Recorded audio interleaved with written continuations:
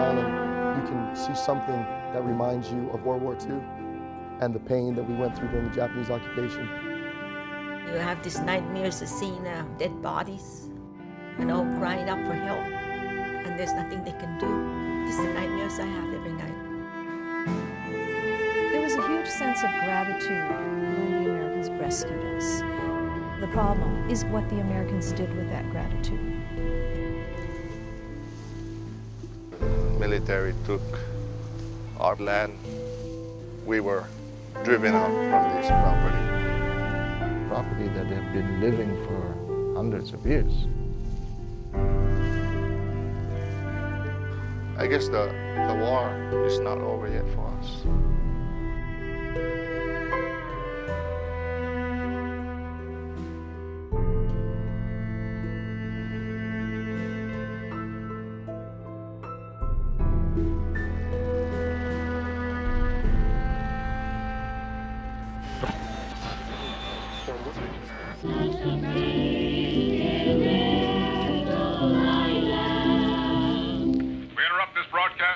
Important bulletin from the United Press. Flash. The White House announces Japanese attack on Pearl Harbor.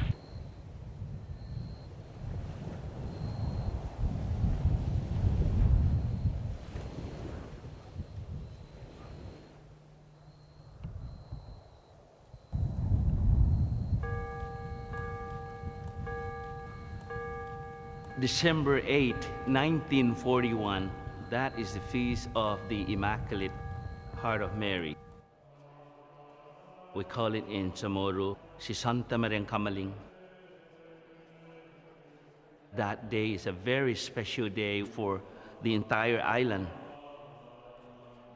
While the Mass was going on, these rumors start to come in that the war broke out.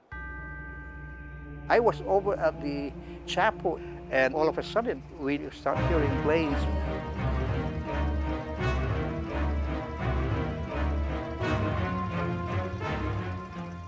The people at the chapel in San Antonio saw it, so it was flying, you know. The planes were coming in from the east. My family was at breakfast, and my brothers all ran out and they said, planes. So I followed right after them. And all of a sudden, things started dropping down.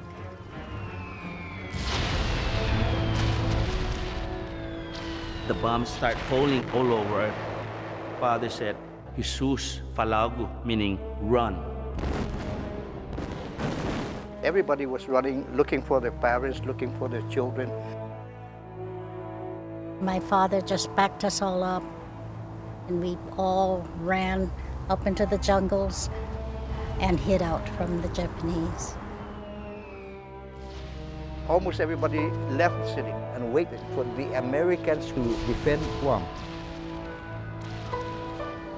After 2 days of bombing Guam, on December 10th, 1941, the Japanese ground forces landed on the island. When the Japanese landed with 5,500 Imperial Marines, the elite of the Imperial Navy, the U.S. had on Guam less than 500 American military and no big guns to fight with. The only people in Agana City were the Insular Guards and a few Marines and a few Navy men. And all they could do was to defend Guam at the Plaza de España.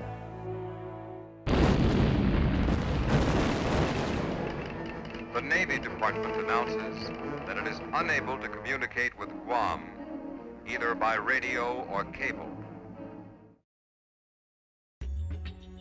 The commander told the soldiers that they had two options. Either they could surrender and be headed to a prisoner of war camp, or take their chances and flee into the jungle. There was a young radio man, George Tweed. He and 5 guys decided to take the option that their commander had given them. Plunging into the thicket was not a hard decision to make. I was not going to be prodded in the rear with a bayonet by a Jap soldier. These 6 sailors believed that the Americans would return within a matter of days or maybe within a matter of weeks, but not for long. In less than 3 hours, the Japanese overtook the capital city of Agana. At 6 a.m., the governor of Guam, Captain George McMillan, surrendered the island.